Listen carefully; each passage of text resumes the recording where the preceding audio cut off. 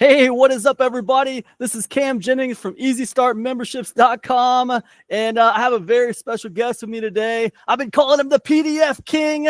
I have one Mike Searles with me today from PDFs.me. Mike, thank you so much for being on the show today, man. I appreciate you. Well, Cam, thanks for the invite. I've been looking forward to this.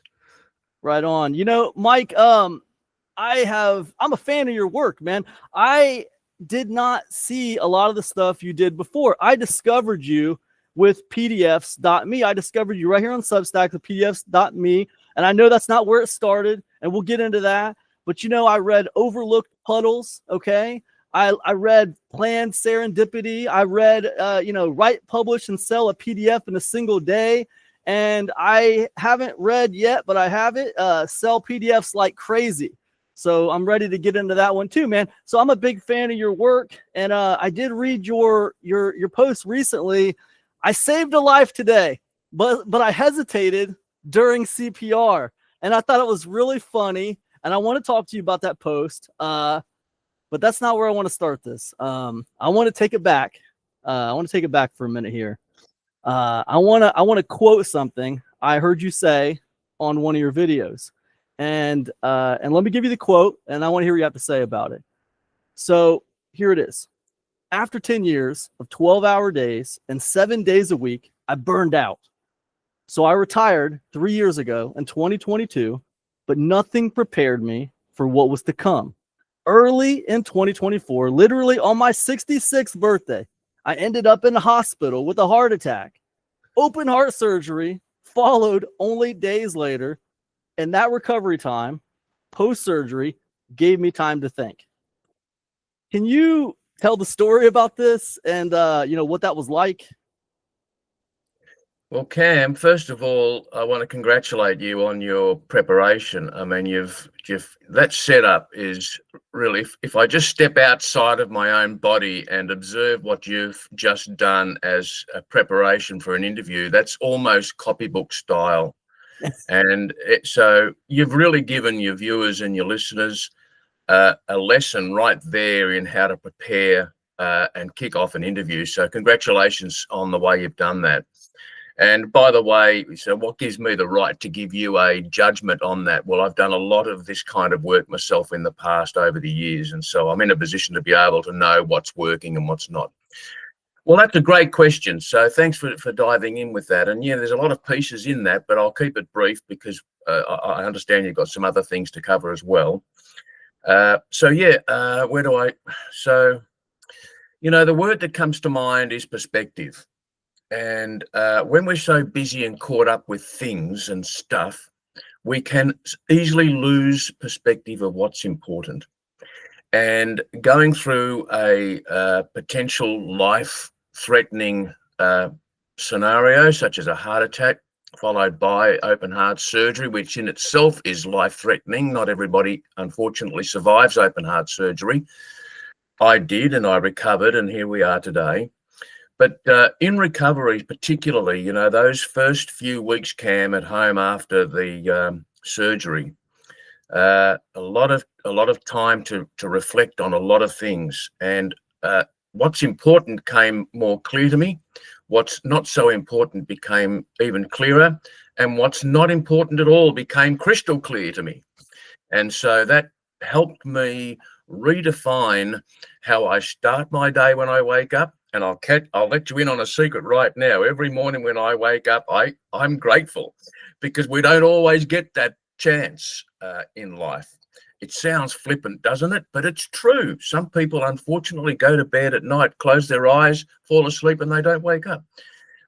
So every morning I wake up, I count my blessings, I give thanks, and I carry on.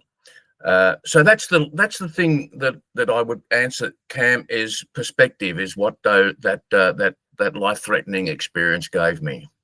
That's amazing. That's a really great answer. And there's depth in that answer that probably most of us won't understand unless we've actually been through an experience like that.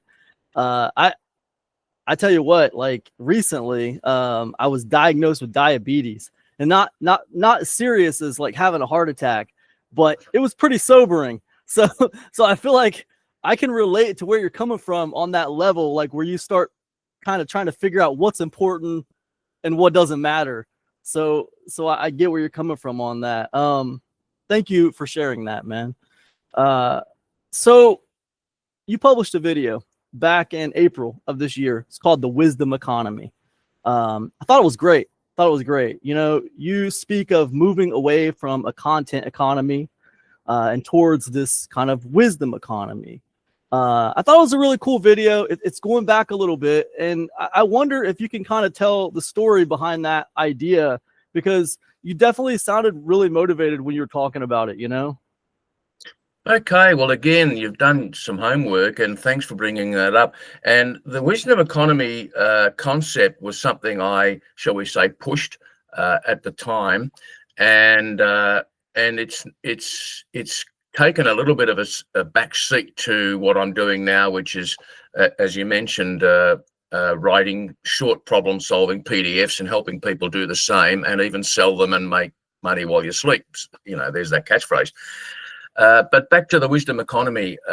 So the difference between, okay, so this is all about positioning in the mindset of the creator, the digital creator, someone who's writing, creating content in whatever digital format, video, audio, writing, publishing newsletters, yourself, email marketing, and creating PLR content.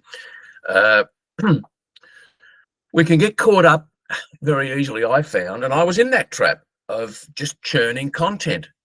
And what's driving it? What's driving this content generation? Where's the perspective?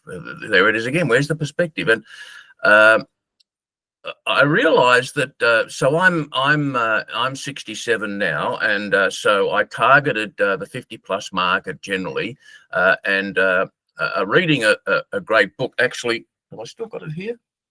Excuse me, Cam. I just want to hold up a book. I might still have it. I love it. Yeah. Where is it now? Oh, blast. I've misplaced it. Anyway, something to do with the age of wisdom. And it triggered me. There was something in the book that triggered me. Actually, I think I referenced it on the video. You do. You do. Yeah, okay. And it was, I think it was called The Wisdom. Was it called The Wisdom Way? Something like that. Correct. Something like that? Okay, gotcha. Yeah, something like that. And so the sentence or the paragraph that I read at the time that sort of lit the fuse or ignited the idea was all about the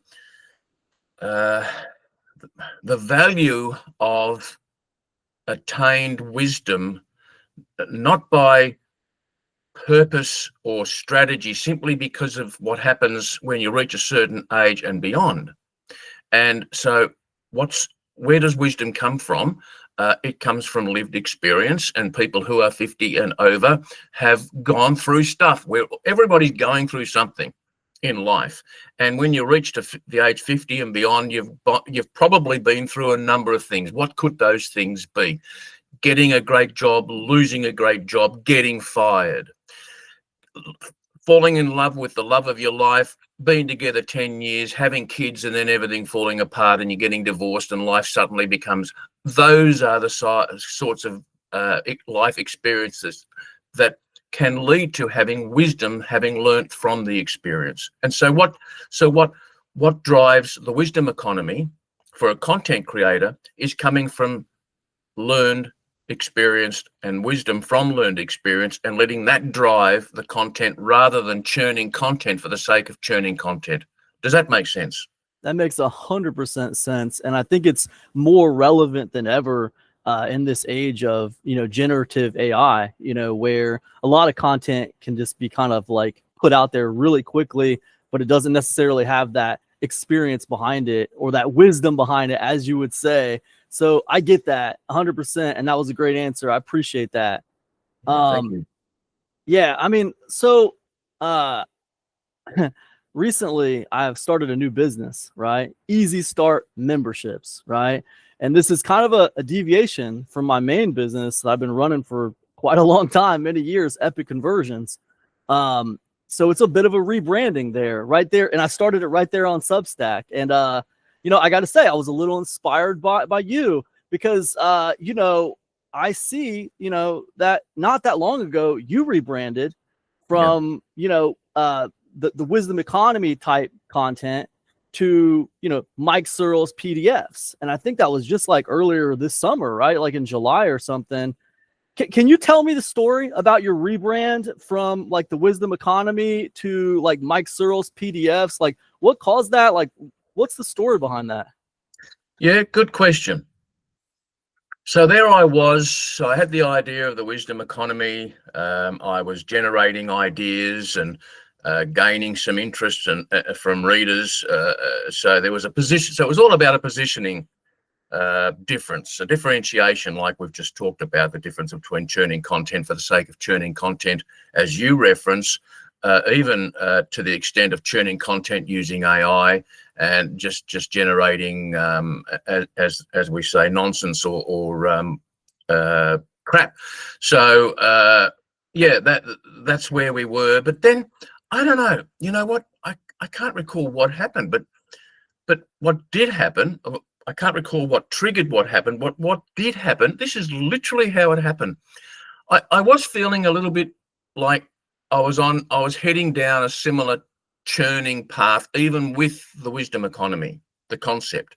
And where was I going to go with it? Well, there was going to be a newsletter. Well, there is a newsletter, but the newsletter was going to be revolving around wisdom economy, helping people age 50 plus realize that it's not about the content, it's about the creator, et cetera, et cetera, et cetera, all these positioning ideas. But I don't know, I started to get a bit of premature dissatisfaction. And so the premature dissatisfaction became inspirational dissatisfaction, because I got an idea and I thought, well, I'm going to give this to AI. I'm going to come back a little bit. And so I do use AI for ideas. And I was literally in bed. I'd woken up early, as we do sometimes, and I'm guilty of grabbing the phone straight away. It's a habit I wish I could break, but I can't. It's not the worst habit I've ever had in my life, I can tell you, but it's a habit.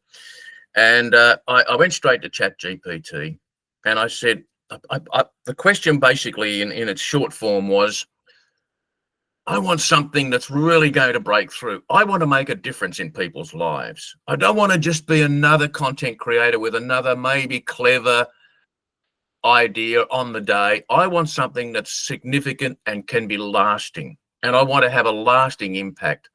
Help me, because I don't think I'm there. And it started giving me questions. I started giving it answers. And then at the end of it, which was only about half an hour of toing and froing, we came up with this concept of overlooked puddles and PDFs. And that's what started in July. You're right, in July of this year, 2025. And we literally we didn't stop. I'm talking about ChatGPT like it is a partner of mine in creation. So we didn't stop there. We went gung ho, and we actually wrote the whole PDF in the next hours, and it was formatted by me and published on Gumroad at the end of that day. And within an hour of publishing and making it available for sale, we got our first sale, and that's what happened. That's amazing, man. That is such a cool. That's such a simple, just a cool, simple like idea. Like the idea of it's very simple, and it's always like these really simple like concepts that people can just grab onto really easily. And it feels like the idea of Mike Searles PDFs.me. It just feels like you're going to solve simple little problems. Oh, I can just buy this little PDF. It's going to teach me how to create simple little PDFs. They're not big commitments. I don't have to start like some kind of giant course or learn how to use all these different platforms. I can just make simple little PDFs really quick. And yeah, it's a really cool, nice USP, man. It's captivating. That's what it is. And I think it's cool, man. So thanks for bringing it into the world. Well, thank you. That's very, very complimentary of you, Cam. Thank you. So I want to ask you about the comeback coach, because this is something else that's really cool in the story of Mike Searles. I was looking at it and I was listening to some of the episodes, about 50 episodes. I mean, great content, Mike. Great content. It's going back all the way to like 2020, I believe. Yeah. You interviewed, Carl Bradbrook, Sean Harper, NFL player, John Williamson, Tyler Foley, Joe Fatale. You interviewed freaking Joe Vitale. It's amazing. It's a great show, man. It's awesome content. What's the story behind that show? Are you still doing it? Have you parked that one? What's the story with the show? How did it get started? How did it come about? How'd you get all these amazing interviews? What is the story behind this Comeback Coach brand? Well, again, thank you for doing this in-depth homework. I mean, I think I'm going to have to put you on staff. All right, so I've made a significant comeback in my own life. So that was the premise behind the Comeback Coach. So first of all, I'm retired from client work these days, working one-on-one, but it's what I did for the 10 years prior to retiring in 2022. Other than copywriting, which was what I did. I was a self-employed copywriter, and that's what I did predominantly. But I was also coaching and consulting. So that was coaching and consulting in small business owners on marketing. But I was also a one-on-one coach for people to do with not necessarily marketing and business related strategies, but also just one-on-one life stuff or life stuff. Look, I said it before, I'm stealing a quote from Joe Vitale. Everyone is going through something. That's something that your readers and listeners can jot down and think about. Everybody is going through something. It reminds me not to be judgmental, because I don't know what that person I'm looking at there that I'm making an instant judgment about, sometimes and most often negative. I don't know what they're going through, but guaranteed they're going through something. So to fast forward, so I am a reformed alcoholic, but I had to do it the hard way. So it took many years of trying. I attended more AA meetings than most people have had hot green peas on a cold white plate on a Sunday, and AA really helped me. And so anyway, I finally got sober and have been sober. I say technically since 2009. I actually had my last drink of alcohol in 2007. Haven't had a drop since, and that haven't had a drop of alcohol since 2007. It just, you could forget that very quickly, but you've got to understand from a alcoholic's point of view, that is so significant not to have had a drink for that long. But I did dabble in some other substances between 2007 and 2009, and so since March, so I'm true to myself. I don't care about telling porky pies, white lies, and fibs to others. I want to be true to myself. And so I'm true to myself, Cam, when I say since March 2009, I've been squeaky clean sober, except for prescribed medication. I've taken nothing else. Yeah. So, my comeback after that. So I was, as I say, I was sick, broke, and alone. I burned all my relationships. I had no money, had no job. I was unemployable and getting over this addiction. And so I made that comeback progressively. And then I thought, what if I could build a podcast around that, Cam, about the concept of making a comeback? Everyone's going through something. People overcome great adversities in life. The something that they're going through becomes a nothing or significantly less than. And so what happens then? What happens in the life after the something? Well, I could use that's kind of wisdom economy that I didn't know about. I could use my personal experience. And so that's what led to the idea of the Comeback Coach podcast. And then I started interviewing people, predominantly so positioned as sort of conversations with coaches, authors, and experts on ideas for resilience, overcoming adversity, making a comeback. So that's what the Comeback Coach podcast. I'm not doing any new. To answer your question, it's parked well and truly. All the interviews are still up online, but I'm not seeking out any. I'm not doing that anymore. That's amazing. Yeah, you did some great work there. And so, how do you get interviews with some of these people that you got interviews with? I mean, what is the secret? How did you do it? How did you do it, Mike? Well, it's really complicated, and I'm not sure everybody will get this, but I'll give it to you anyway. Ask. It's a 3-letter word. ASK. I looked it up in the dictionary, and it means ask. Now, I'm not. I have a spiritual faith, so I just want to say that I'm going to quote the Bible, but I'm not Bible bashing. And excuse the phrase. I'm not a church-going Christian, but I do want to refer to the passage in the Bible for those who read the Bible. Ask, seek, knock, and ye shall receive.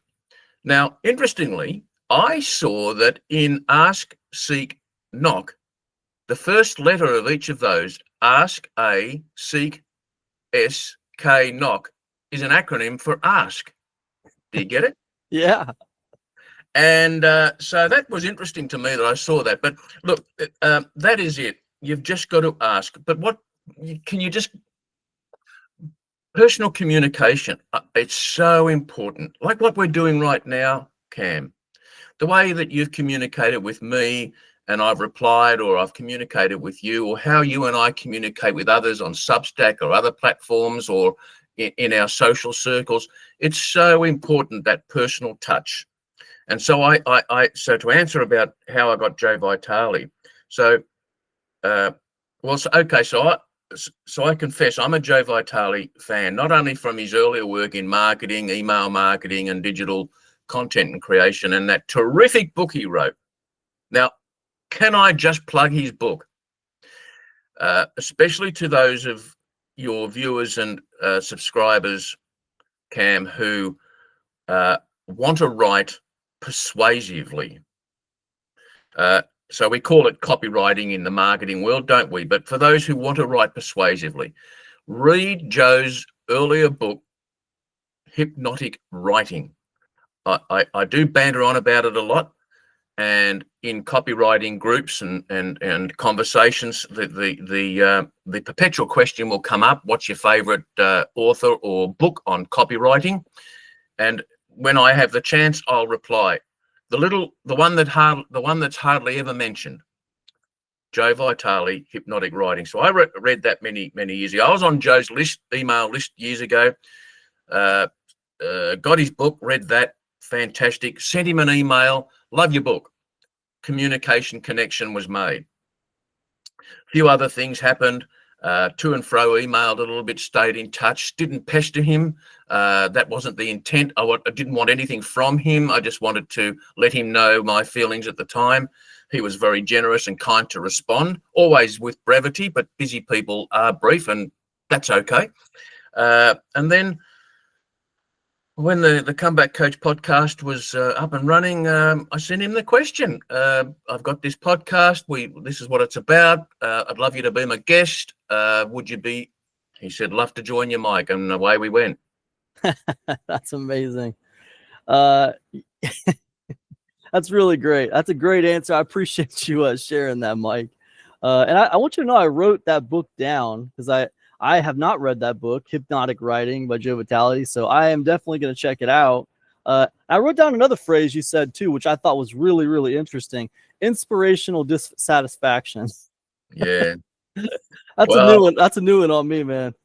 You know what? Whenever I've mentioned that, or even mentioned it in writing, as I have in the past, there's always somebody who gets that reaction like you've just expressed. Now, I can't claim to coming up with that, but I can't even recall where or from who I first read it or heard it. But it had the same. It's just one of those phrases that hooks in straight away: inspirational dissatisfaction. Yeah. So you don't have to be defeated when you're dissatisfied. You can use a moment of dissatisfaction or a period of time or a state of consciousness that can last a long time. How dissatisfied do you think I was as someone who wanted to stop drinking but couldn't? Well, there was the seed of inspirational dissatisfaction in that. That's amazing.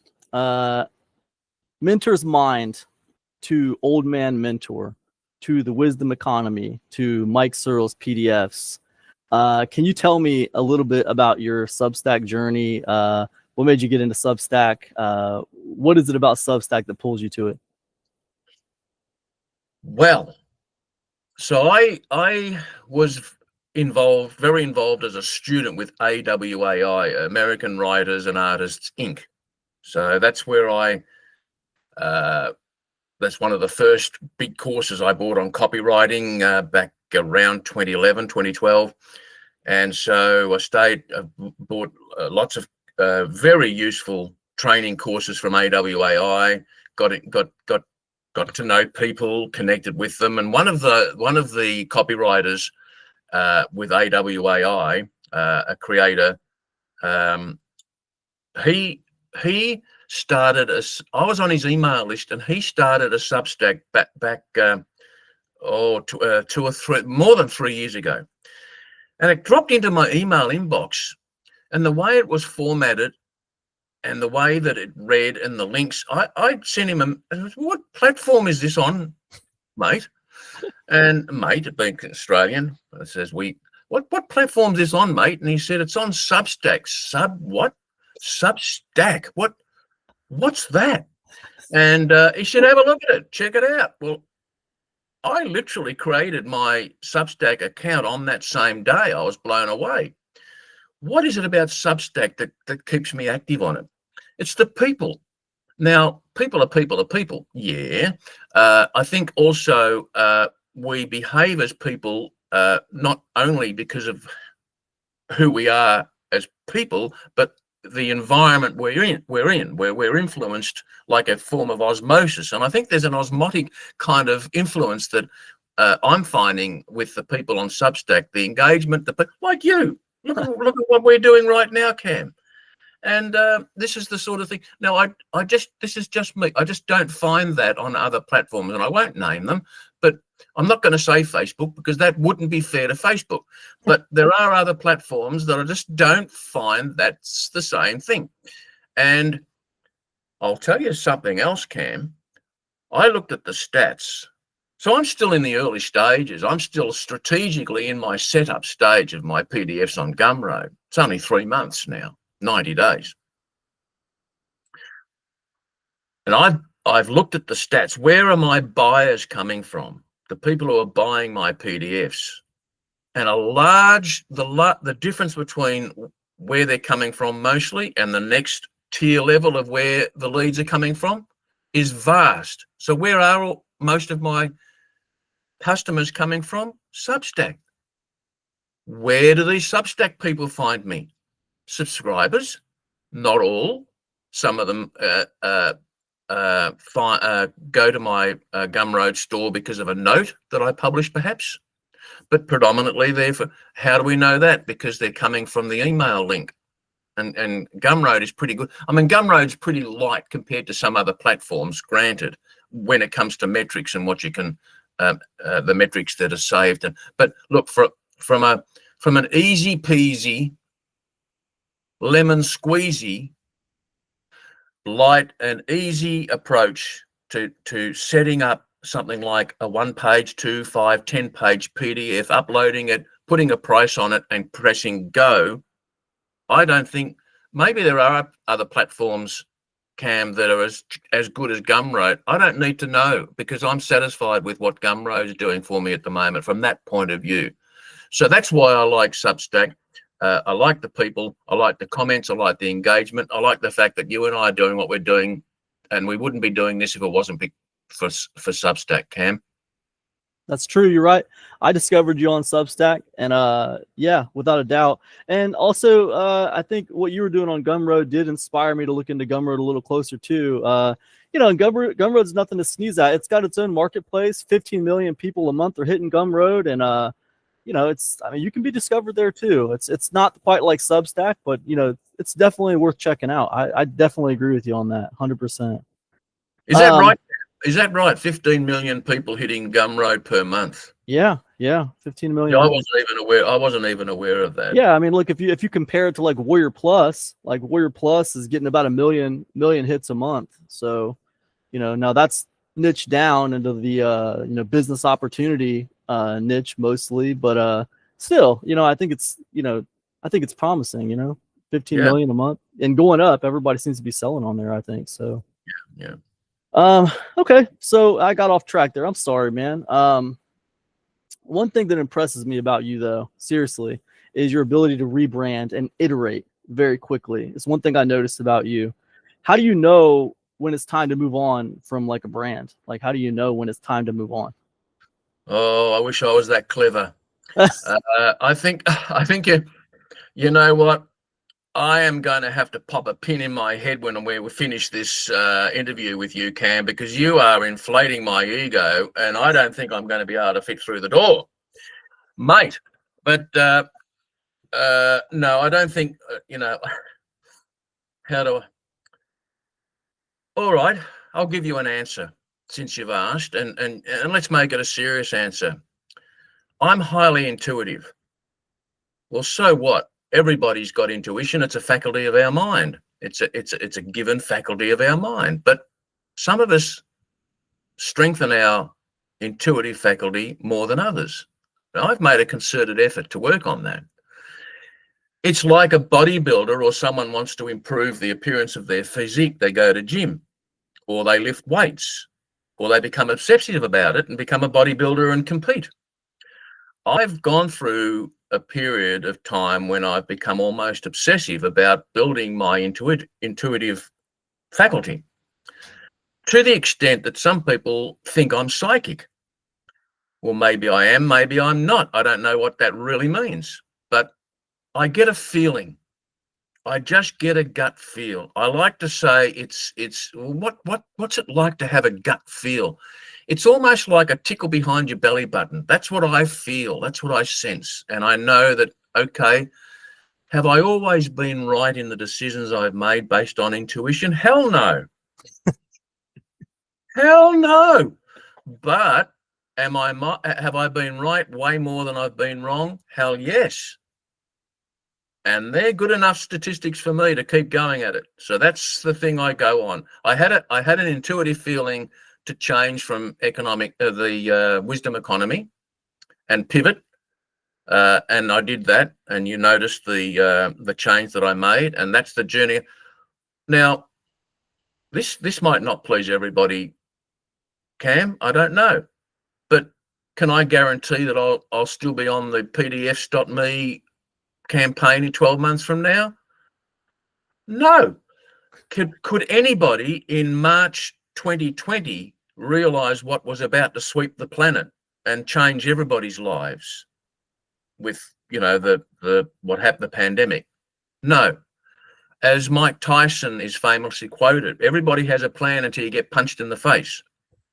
So we never know what's around the corner. You can be somewhat fixed on your goal and purpose, but always be flexible on the path you take to getting there. Yeah, that's a great answer.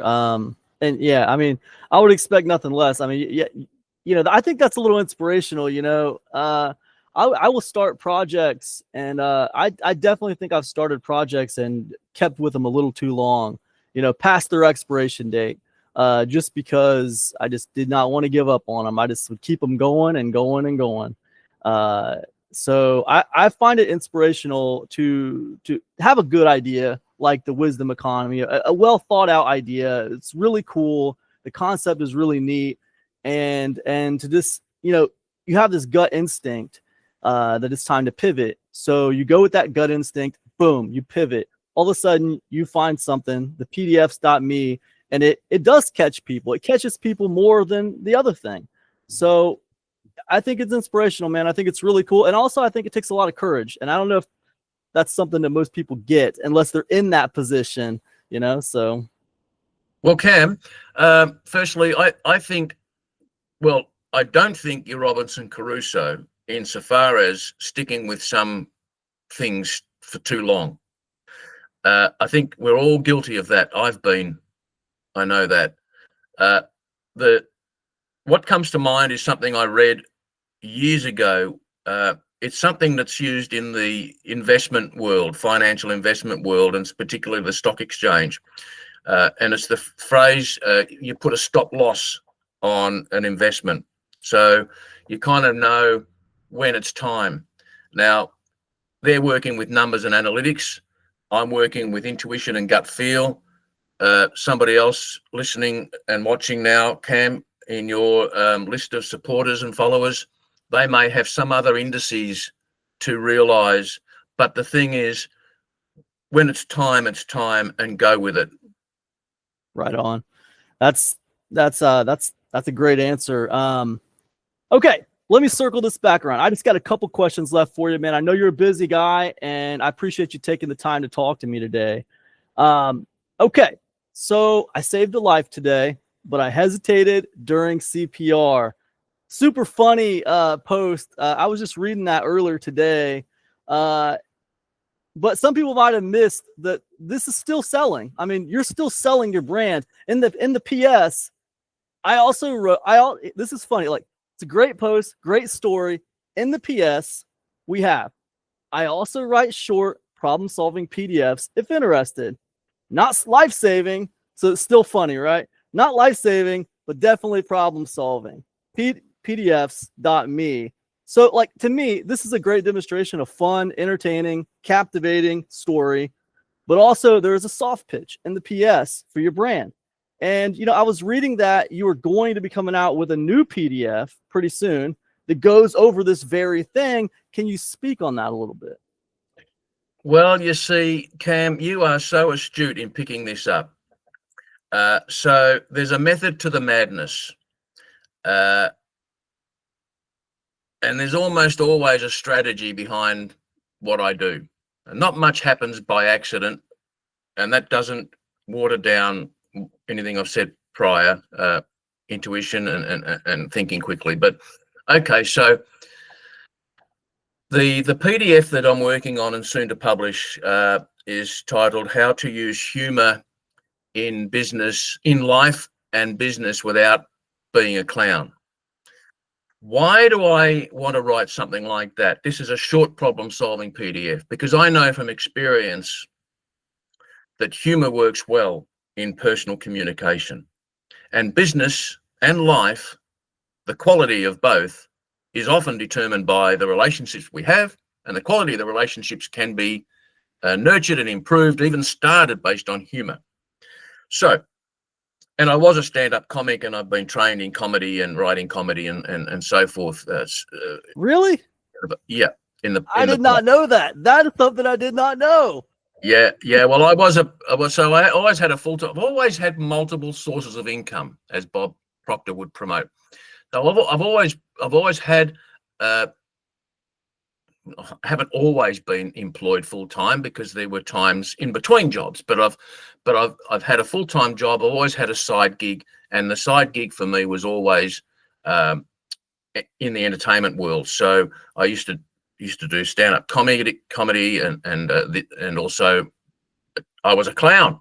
Now, was I really a clown? Yes, the full makeup and costume, and I would do kids' parties, but also corporate gigs. So the kids' party is magic and kiddie stuff. Corporate stuff is a little bit different because it's blue. You can use some language and some other humor. Okay, so back to the PDF. Here's my mantra. Here's my mantra for using humor in business, particularly when you're selling products, services, or ideas. When they're laughing with you, they're buying from you. Now, that I didn't say when they're laughing at you. You don't want to be such a clown they're laughing at you. when they're laughing with you. Now, you just had a little bit of a giggle then, I think. I was watching the lens and not your body language, but I think you kind of had a little bit of a giggle then. Yeah. And that's an example of laughing with you. When they're laughing with you, they're buying from you. Well, what's the first thing they're buying from you when they're laughing with you? They're buying you. They're buying into you first. And what do all the great sales trainers over time, particularly the last century, from 1950 on, the greatest sales trainers have encouraged us to understand that people will buy you before they buy your products, services, or ideas. So I wrote that article. Now, that was a slice of life article I wrote. A true story I did. Shall I give it away now? If you want to, you sure can. I Thank thought it you. was great. Okay, terrific. Thanks for reading it, Cam. So it was a true quick slice of life story. I hit a golf ball on a golf course, hit a seagull. The seagull was for all intents and purposes dead. I didn't want to walk away and leave a dead seagull, particularly if I went up to it. It was still alive. I gave it CPR. I didn't give it mouth to beak. I stopped at that, but I did give it chest compressions and encouraged it. Even sent a little bit of Reiki style love and energy into its body. And look, terrible to laugh at your own humor, but I can't help myself. And anyway, what did it do? It died. No, it actually got up and flew away. So I thought this is a slice of life story that's too good to let go. How can I tell it with humor? And I wrote that post and sent it off this morning or yesterday. And that's the one you're quoting there. And so what was the overall strategy? I still had in the back of my mind, I want people to know about my PDFs. So there was that very, very subtle soft sell, as you framed it, in the PS only. No hard sell, no pushing anything into anybody's face, just a subtle mention in the PS. Yeah, it's fantastic. And, there's that relation between like, hey, I'm funny. I just made you laugh. And that makes you a little bit like, your defenses are down a little bit, right? Not in a bad way or like a manipulative way, but like, I'm not looking at you like somebody who's just trying to sell something to me all the time. You've made me laugh a little bit. And now, oh, you happen to have this thing. Okay, well, that's pretty cool. This guy's funny. I like this guy. Let me check this out. It just makes sense. Can you give people a release date on this new PDF you're going to be putting out, or are you still kind of up in the air on when you're going to be releasing it? Oh, so, what comes to mind when anybody asks a question like that and you don't know, you sort of make out like you do and you say soon. I love it. Well, listen, you guys heard it here first. Well, hopefully maybe not first here, but you've heard it here now. This is going to be at pdfs.me. Mike Searles got a new one coming out very soon. Mike, was there anything I should have asked you that I didn't ask you? Anything you'd like to tell people before we wrap this call up? Well, let's give a tip just on that last bit there, Cam. Where can somebody start? If your reader or your listener, your viewer, I should say, thinks that we're talking about humor, I've got to be funny, that really can be a bit of a hurdle. And it's not about being funny. That's a behavior more than humor comes from a state of expression. I hope I'm making myself clear. So clowns are funny. Using humor in business is not being funny for the sake of, yeah. So one tip I would give, where could you start? Self-deprecating humor. Put yourself down in subtle ways and lighten up. I do see, Cam, I do see it. And so, okay, I'm judging, and I arc back to something I said earlier in our conversation. We don't know what others are going through, but everyone's going through something. But I do see in people's writing how some people seem to be so puckered to their chair. They just need to loosen it a little bit and lighten up. And self-deprecating humor is a good way to start. So to wind up, Cam, I am so impressed with the way that you've conducted this interview. You've done your homework. You're a professional in the way that you've gone about this. The way you set it up with the introduction and that was outstanding. I'm blown away. And I want to congratulate you on that, because that doesn't come easily. And you must have worked at this to be able to be so good at doing what you're doing now. So you should be doing more of these. I don't know. I haven't seen too much interviews that you've done with others, but if you haven't done a lot of them, you probably have. But if you haven't, this is your forte. I'm sure of it. You should be doing more of it. You've got a natural skill, or it's a skill you've acquired. Thank you for inviting me onto your program, Cam. I really appreciate it. And I hope that and I'm pretty sure with what you've presented, your viewers and listeners will get something from this. The great Mike Searles, PDF King. Check him out. He's at pdfs.me, everybody. And we'll see you next time. This is Cam from EasyStartMemberships.com. Peace, everybody.